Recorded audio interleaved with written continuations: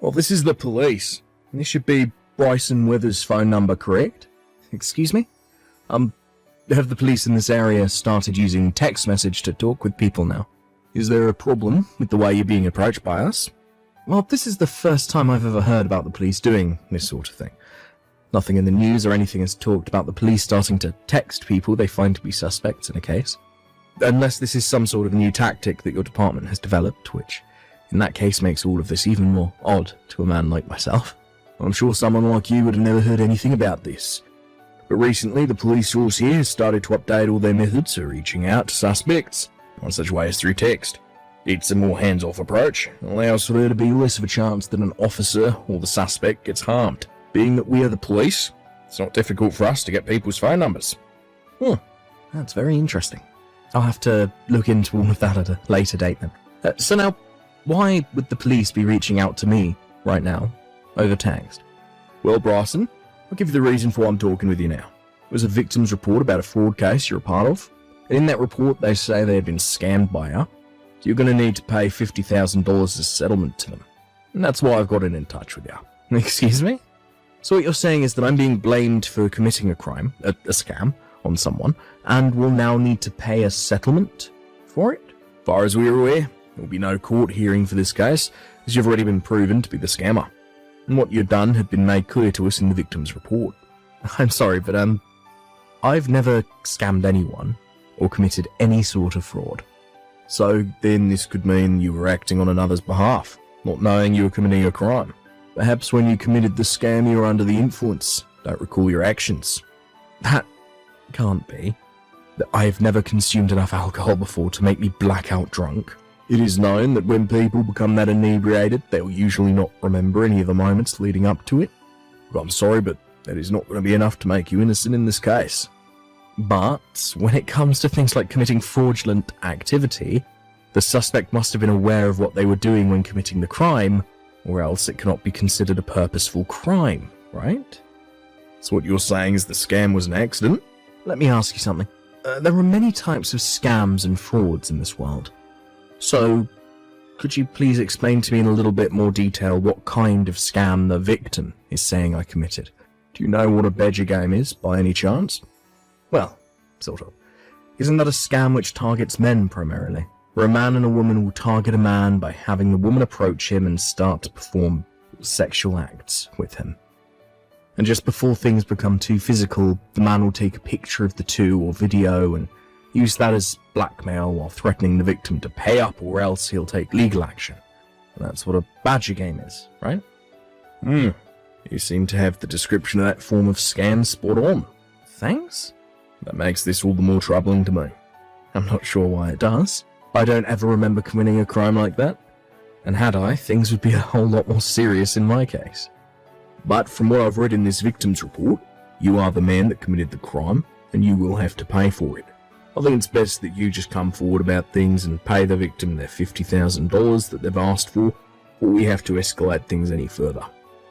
If you are able to pay that settlement off right now, then there will be no criminal record made in your case, and you can go right back to the life you'd been living before. So really, $50,000 is pretty cheap for something like a clean record, right?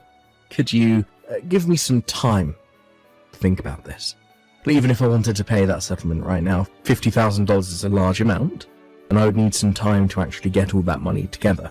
Understood. But I cannot allow you much time to think about this, as you are being convicted of this crime. And also, you will not be able to get away from us, as we will have eyes watching you at all times. Please do not forget that simple fact. Oh, is that so? Understood.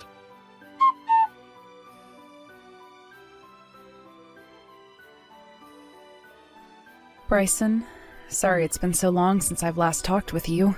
And I'm sorry for showing up out of the blue again. But I have something very important to talk with you about. Are you able to chat for a few seconds?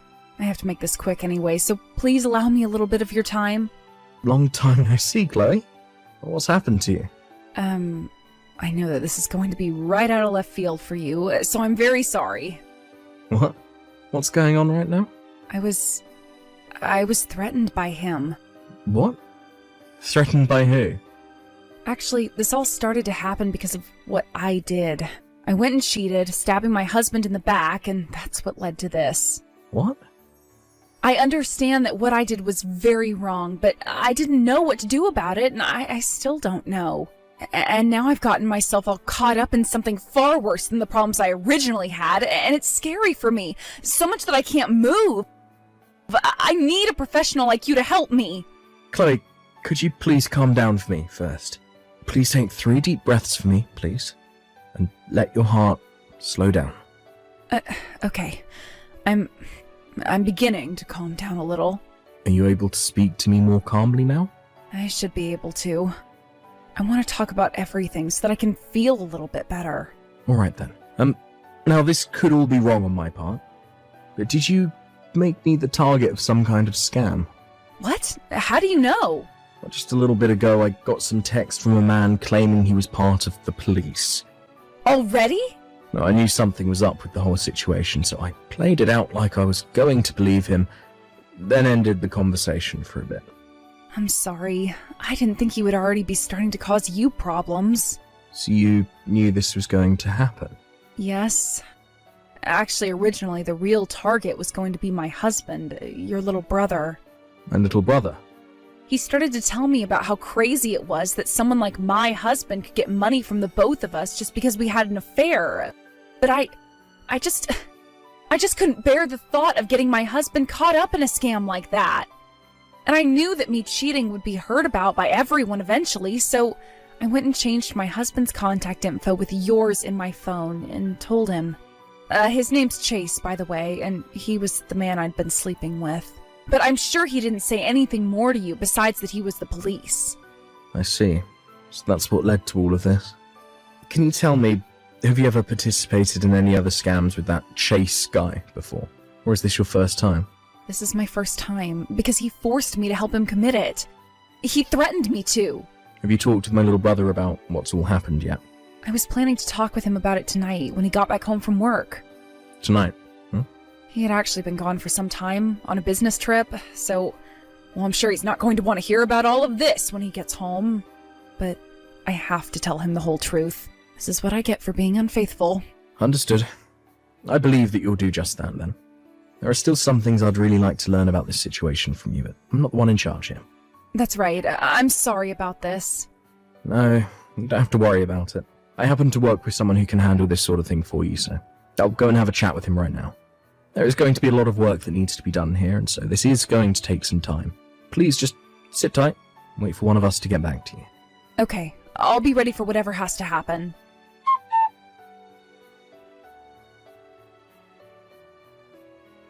Rawson, may we continue our conversation now? If you do not hurry up and get that money transferred over to the victim soon, we're going to have to come and arrest you. Do you understand, Rawson? By not replying to me right now, you're making things really difficult for your future self. The law will not go easy on you for not abiding. Anyway, like I said to you earlier, we have eyes on you, so there's no way for you to get away. Please just come forward, pay off this settlement.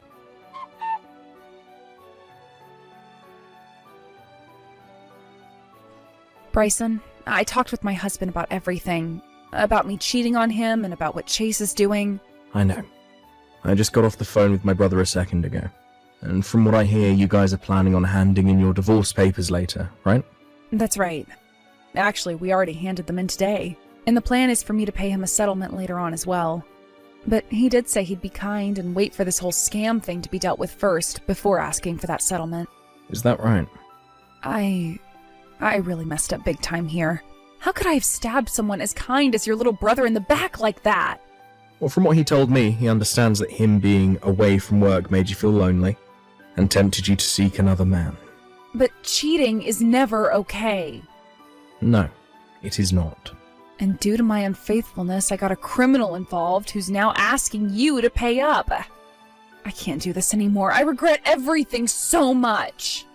Chloe, you'll never be able to erase the problems you've caused. But you can still find a way to make your future better than your past, effectively causing most people to forget about it. That all depends on what you do. Okay.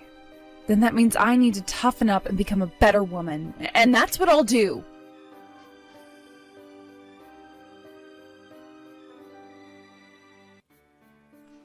Alright, Bryson. Things are not going to look good for you pretty soon here. If you don't come forward and pay that settlement, you're going to get a criminal record. Do you understand what I'm saying here? From what I've learned, you once worked for a very large firm as an office worker, right? I'm sure, being the man that you are now, you should have more than enough money to pay this little settlement off. It's only $50,000, right? And if for some reason you're not able to pay this off, then your only option is borrowing the money to pay up.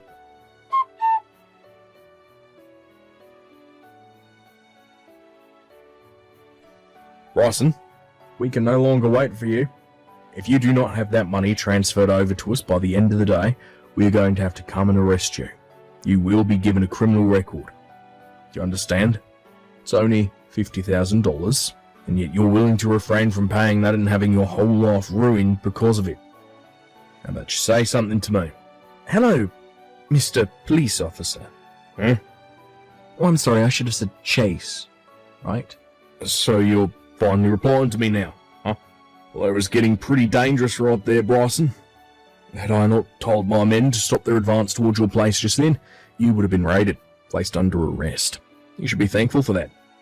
Now, I'm going to send you the bank account in which you can transfer that $50,000 into. Oh, Chase, before you do that... What do you want? Well, I'm just a bit concerned with how you've handled your scam here, because, well, from what I can tell, it's so flawed that you have to be an amateur. Huh? Well, I guess you've lasted quite a while now, trying to get that money from me, even though this has to be your first time ever trying to scam someone. Well, what are you talking about, Bryson? If you keep it up with that nonsense, I'm going to have you placed under arrest. Chase, I happen to be a detective for the state police. So do you really want to try that with me? What? A detective? Although I don't normally deal with things like fraud and scams, but I am still part of the state police.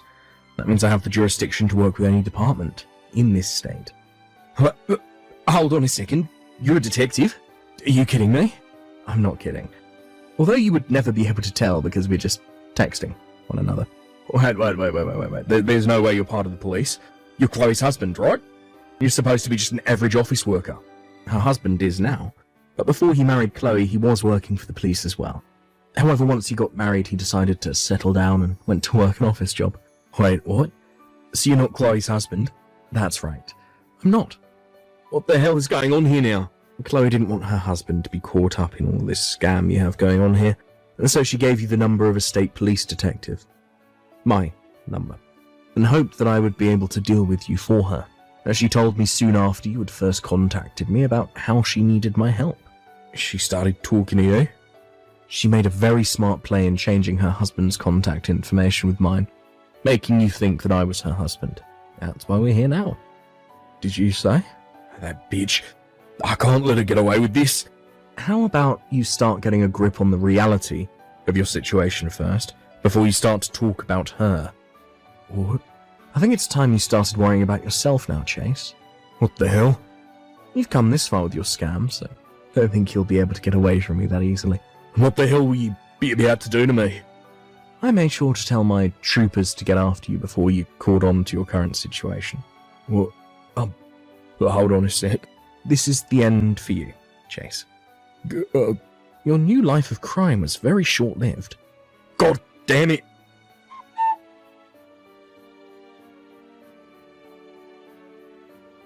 Right after I told him what was going to happen, he made a run for it out of his apartment front door. But we were one step ahead of him, and both the state police and city police had his place surrounded. He was able to make it past two of the officers and got on his bike to make a getaway. However, the officers also brought a K9 unit with them, and that dog made a mess of Chase. He tried to wrestle the dog off of him, but this only made the dog bite harder and deeper, which really got him screaming. But because he was still moving around and making it hard for the police officers to get to him, the K9 handler called his dog away, and they tasered Chase. After the taser had been deployed, he was pretty much out of juice. But this didn't stop the dog from slipping loose and getting a few more bites in on him, completely ending Chase's reign of terror. After the dog was taken off of him and cuffs were placed on, he looked like a bloody mess and had to be taken to the hospital in order to have all the dog bites stitched up. There, he would spend a day getting all 319 stitches that he would need, and after the work was done, he was taken to the local police station. And after a very brief questioning and a quick trial at the courthouse, he was taken away by the police with plenty of charges. As of right now, though, Chase is locked away in a state penitentiary, where he will be serving 3 years. Oh, did I forget to say that it wasn't him trying to scam me that landed him there? Because the main reason was due to him pushing one of the officers over in his getaway, which was seen as assault on an officer. Had he not done that, he would have been a lot better off and might have even gotten off on parole instead. As for my little brother's ex-wife, Chloe, she was able to prove that she was forced to give my information away to Chase and therefore was not arrested for her actions. However, she still had to deal with the settlement to her ex-husband, and once she had paid that off, she returned back to her parents' house. She stopped by my office on her way home and thanked me for getting rid of Chase, and said that while she was with her parents, she had worked really hard on turning her behavior around for good.